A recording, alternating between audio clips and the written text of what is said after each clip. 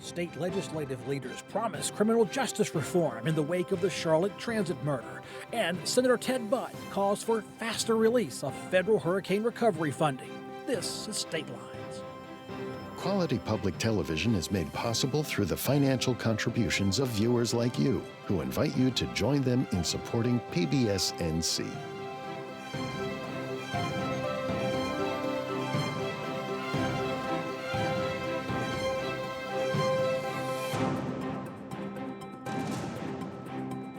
Welcome back to State Lines, everyone. I'm Kelly McCullen. Join us around the table for this next half hour. We'll hear from Steve Rao, our political analyst and friend, WUNC Radio's Colin Campbell, Donna King, editor-in-chief of the Carolina Journals in Seat 3, and the debuting rookie in NC Capital Strategies, former Lieutenant Governor Dan Forrest. Dan, welcome to the Seat 4.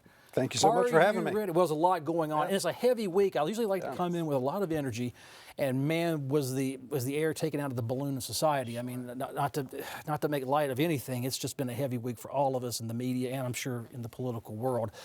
Well, let's start with North Carolina House and Senate leaders promising a package of criminal justice reforms for when the legislature convenes in Raleigh in about 2 weeks from now. The video release of Ukrainian immigrant Irina Zaruska's murder on the Charlotte Light Rail back on August 22nd had focused national attention on North Carolina, with state Republican leaders appearing on national media to discuss it. This week, they came back to Raleigh, said they'll offer a plan to rein in what they're calling soft on crime policies offered by task forces and practices by some magistrates. We will fight back against soft on crime policies that permeate our judicial system.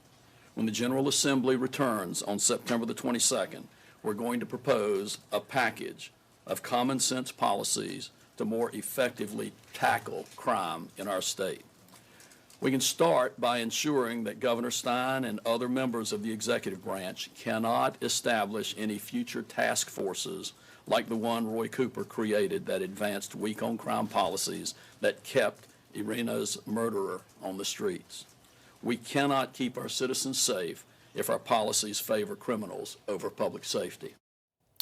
Donna, that was Senator Phil Berger, of course, the GOP leader in the state. You know, we have a choice here. The Charlie Kirk assassination is galvanizing in all 50 states. The Irina Zaruska murder is affecting North Carolina law potentially at this point. That's why we kick off with this and look at Charlotte. Tell me about this issue right now, the timing of the Republicans stepping forward. What made her death different than other people who might have died in Charlotte or Raleigh or Greensboro, anywhere else in the past 2 months? Sure. Well, there's many things. Among them, and you can't minimize it, is this video that circulated. It really brought it home to people. My own daughter lives in an apartment building right on that light rail. It could have been any one of us. And I think that what really brought it home was that, and knowing that the alleged assailant had been arrested 14 times. And in his most recent one was out because he signed a promissory note that he would come back rather than, and that's why this issue of cashless bail is coming up. The lawmakers say they are working on the details. They want to present a total package around September 22nd when they come back. And among them is going to be things like proposals to eliminate cashless bail. Senator Berger says he wants to start looking back into bringing back the death penalty. And another point that they brought up, that Speaker Hall brought up, is barring any, these executive branch and governors from being able to create these task force. And he's alluding to the Task Force for Racial Equity and Criminal Justice that was formed by former Governor Cooper in the aftermath of George Floyd's death. This was created, and it had just miles of recommendations. Among the dozens of recommendations was this idea of cashless bail. And so this is something that lawmakers say could have prevented this murder on Charlotte's light rail. Dan, I've never seen a case. How does a task force get to create state law? Or is it the recommendation that influences a magistrate, maybe even? Yeah, I think it's more about judge. Influencing opinion than anything else. It kind of, permeates through the system, and then people start to assume that there's really something broken with the system. And the reality is, in some of these cases, we shouldn't be talking about cashless bail. We really shouldn't even be talking about bail. This guy should have been in prison, and he should have been behind bars. He never should have been on that train to begin with because he was a danger to society. So we got to get back to a basis of criminal justice that says if somebody's a danger to the people of this state or to your community, get them off the street. Then you can deal with all the other issues later, but let's not use people like Irina as an experiment in this process. Steve, talk to me about local governments versus having the state leaders step in and say we need state laws to change to correct the behavior that we're seeing in cities. You have experience, advocating it to one and leading in another. How important is the divide between keeping localism local when it comes to leadership? Well, I think local governments can do a lot. I mean, you look at Durham, for example, they brought back ShotSpotter. We can use technology and AI and data and analytics to actually address crime and reduce that. So I think city governments can work with state governments, I think also, I wore my purple tie today because I knew we were going to talk about this issue, but this shouldn't be a partisan issue. It's Democrats and Republicans working together. Democrats should work with Republicans to address crime. I mean, we need to, make sure that we're, addressing mental health issue. Last year, I think the legislature appropriated about $845 million for behavioral health, mental health, background controls for guns. Just making sure that we're keeping our eyes open for crime. And I'll end with this. I want to thank our law enforcement officers on the heels of 9/11 for everything they do to keep us safe. We have to be so grateful for them. But I also have a daughter she's a journalist in New York, and she takes the subway every day to work. So when I hear these stories, she lives in Brooklyn, a Hussman graduate now at the New York Times, it really brings it home for me. So I think local governments can play a role, and we need to make sure we're working with our representatives in the legislature, Republican and Democrat, to address crime. I think it's important not to conflate too many issues when we talk about mental health. Obviously, there's a mental health crisis in America. There's one right here in our community, but there are millions of people that have mental health issues, and they're not out killing people on trains. We need to deal with the people that are dangerous criminals and make sure they're off the streets first before we start to deal with But also opioids as well, drugs. People are just taking too many drugs. We have a lot of problems out there, Colin. But a few years ago, Colin, we've covered this beat before. The idea of task forces making recommendations for more community-based policing, maybe treat suspects, those who are arrested, a little more compassionately, was the hot topic, say, 2021, 2020. And as the pendulum swung, or did one city or one magistrate get something wrong?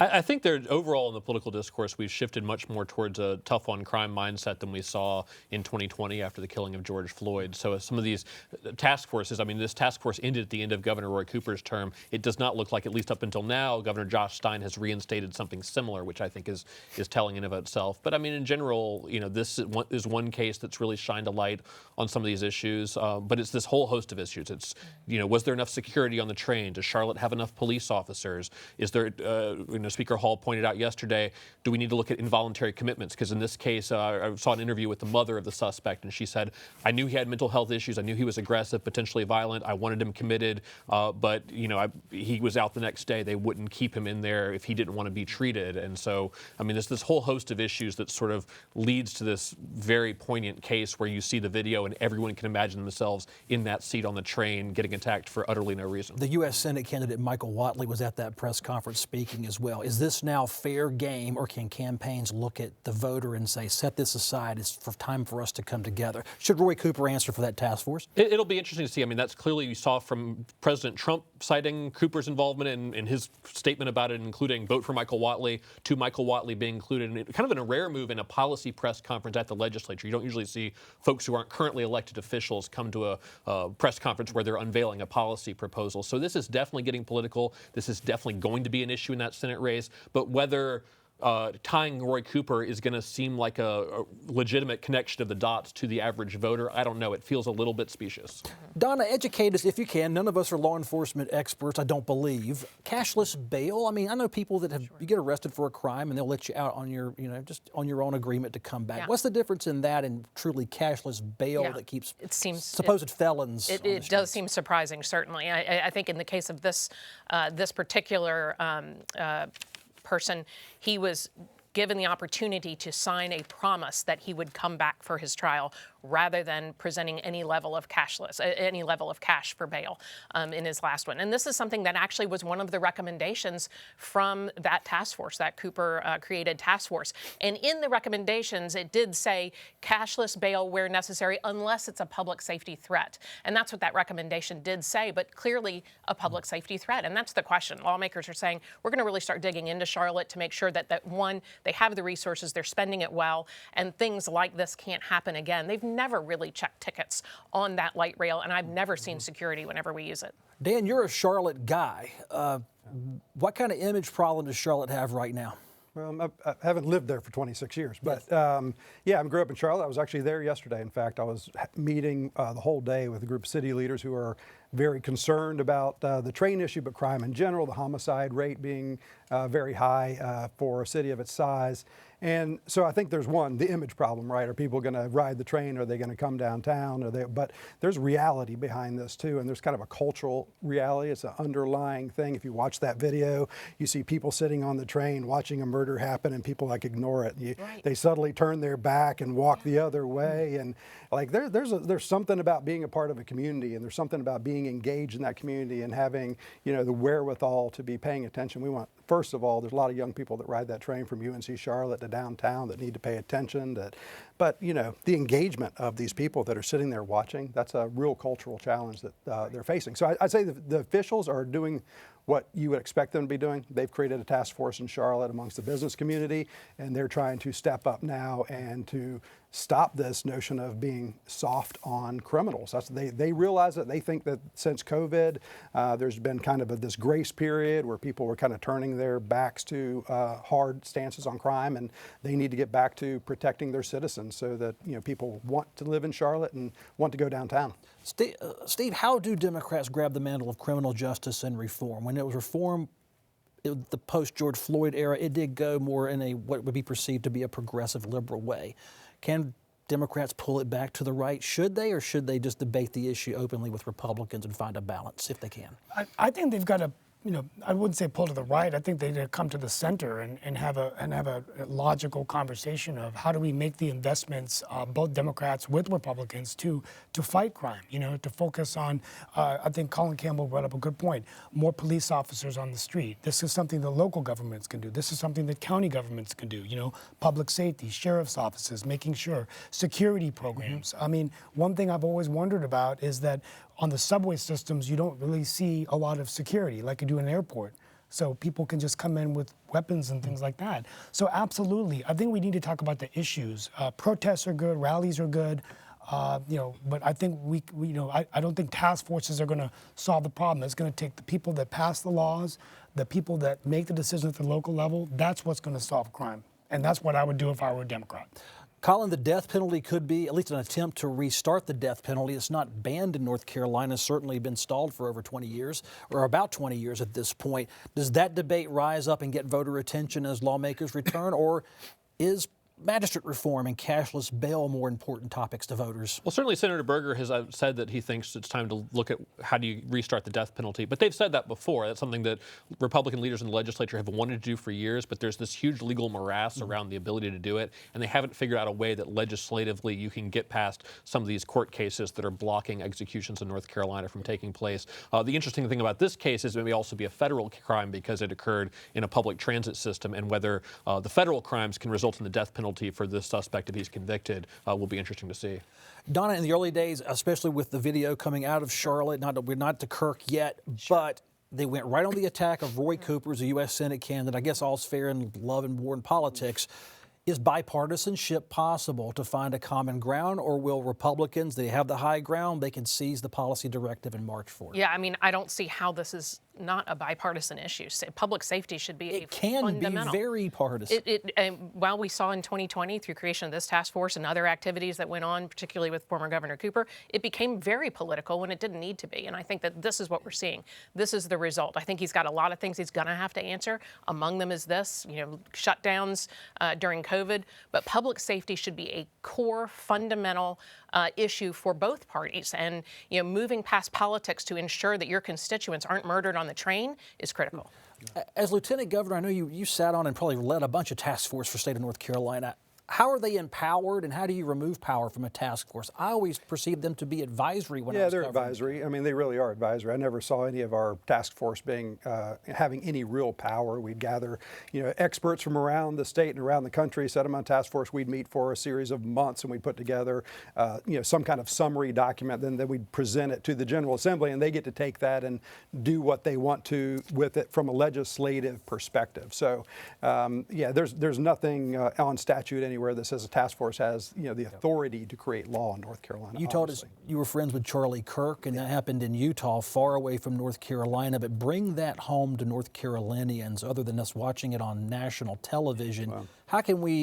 How should it affect our thinking about civic engagement in North Carolina? I don't know that it's just civic engagement. I think it's actually much deeper than that. I think it goes to the very heart and soul of our nation and what our nation's about. There's a deep darkness and evil that is like prevailing across the country now, where it wasn't just that a normal, this was an assassination, right? It's a political assassination, and there were people that went into prayer and did prayer vigils and those types of things, but there were also lots of people on social media that were celebrating and dancing and cheering for the death of this young man, 31 years old, who they called a fascist and a Nazi, and we're thankful the Nazi's dead. And he was anything but. He was the opposite of a fascist. He brought people together. He was sitting in a stool when he was assassinated, just taking questions from students in Utah. I mean, that's the opposite of a fascist. He did not believe in big government. That's the opposite of a fascist. So he cared deeply, but we have a serious problem in America, and we have to address it at that really deep level about the soul of our nation. Steve, the Democratic legislator, Speaker of the House, shot at their home with the dog, was also murdered with the family, and then Charlie Kirk, and then the train. If you're in the public square, how do you behave yourself right now? You only have two sets of eyes? Well, I mean, we're in a very dark time, and I agree with the Lieutenant Governor. I mean, we are not respecting each other. We are not having civil conversations about what it means to be an American. And being an American means that we come together, we care.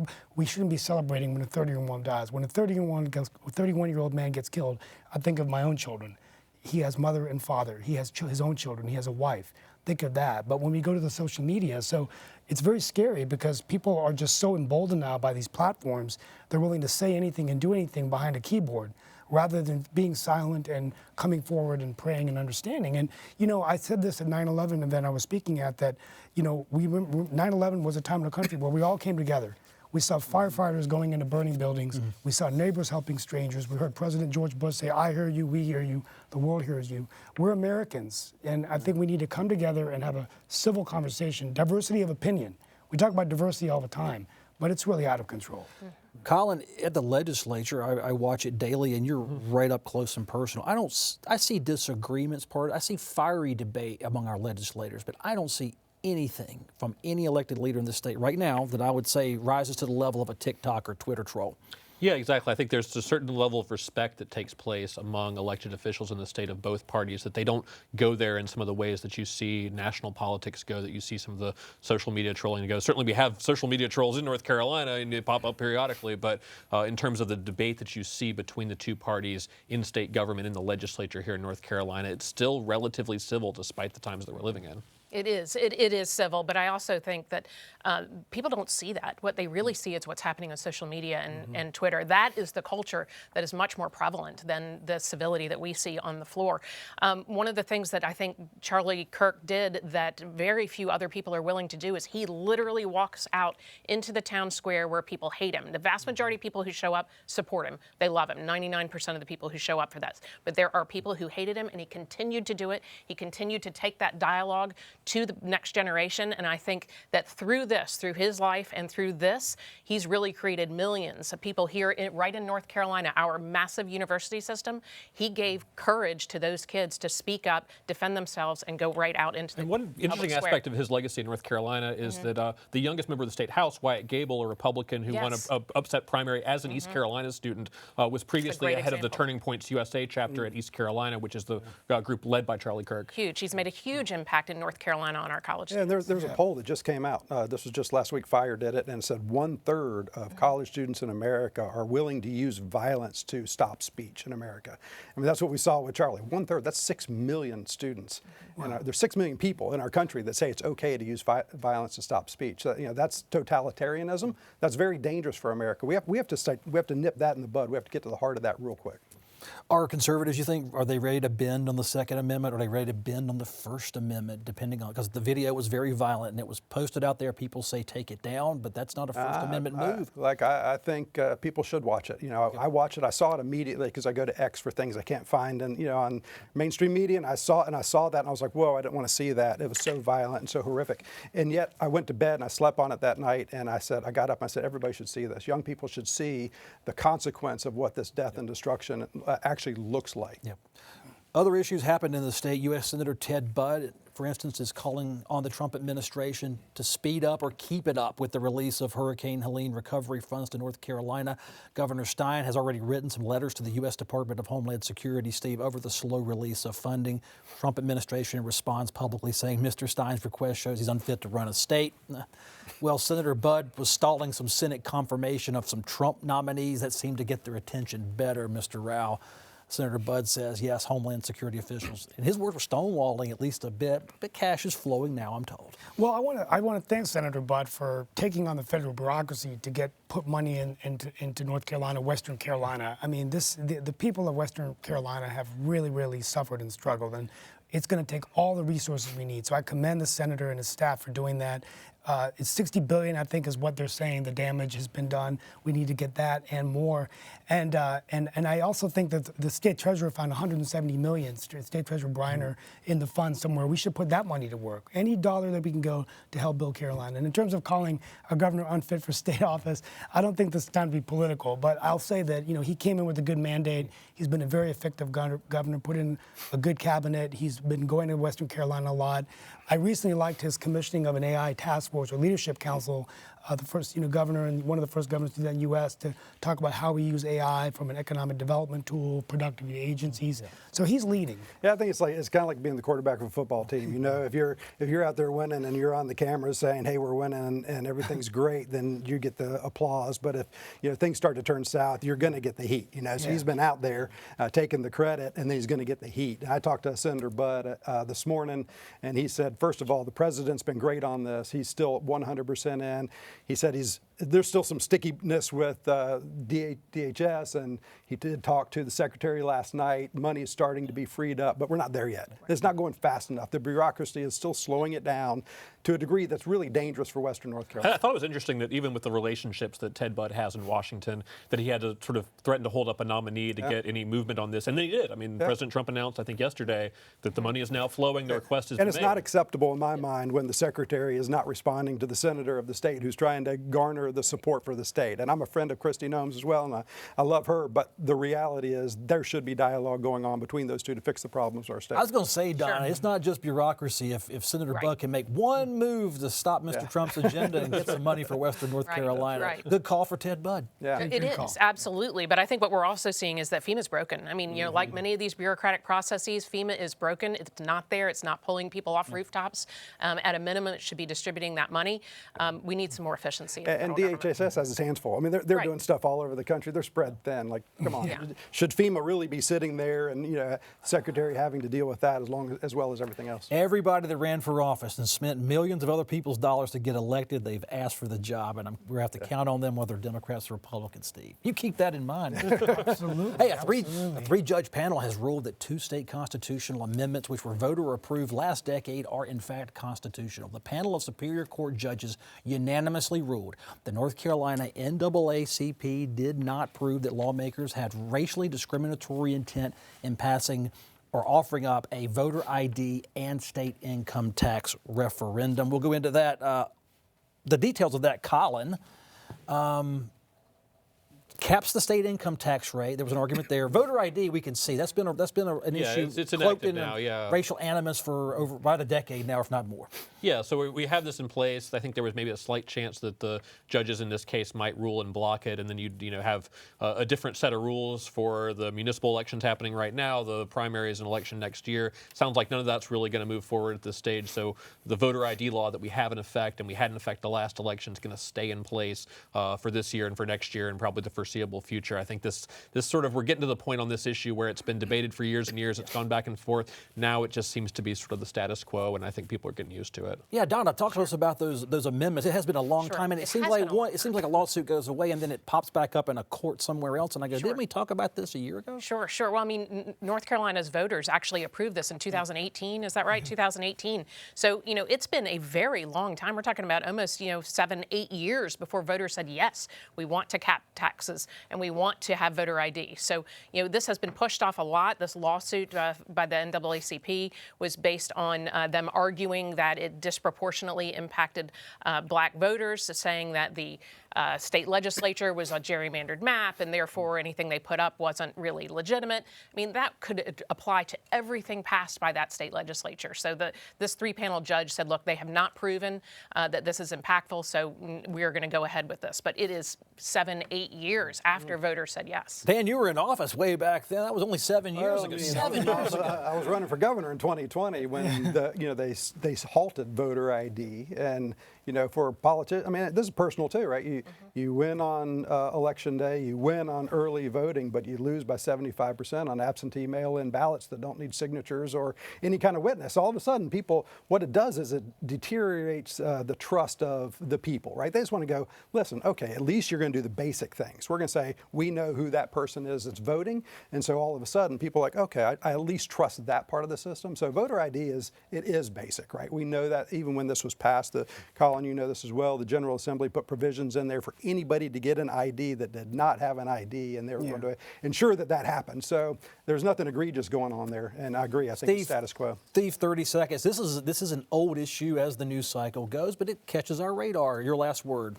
Well, I think voter ID is here to stay. There's no reason to debate about it. I don't really think there's a lot of election fraud in North Carolina, but it does ease people's minds, so it's something basic, and we have it. We have to accept it. With taxes, what I'll say that I'm concerned about not increasing taxes when the state's growing so much and we have tariffs and economic impact, inflationary times. Yep. We have a lot of companies pulling out because of, they get tax incentives. They're not coming to North Carolina. Yep. So I think that's something to discuss in another show. We will. Thank you so much. Good to have you on, Dan. Bye, everyone. It's been a distracting week, and I'm sorry to you folks. Email your thoughts at statelines@pbsnc.org. Goodbye. Thank you. Quality public television is made possible through the financial contributions of viewers like you, who invite you to join them in supporting PBS NC.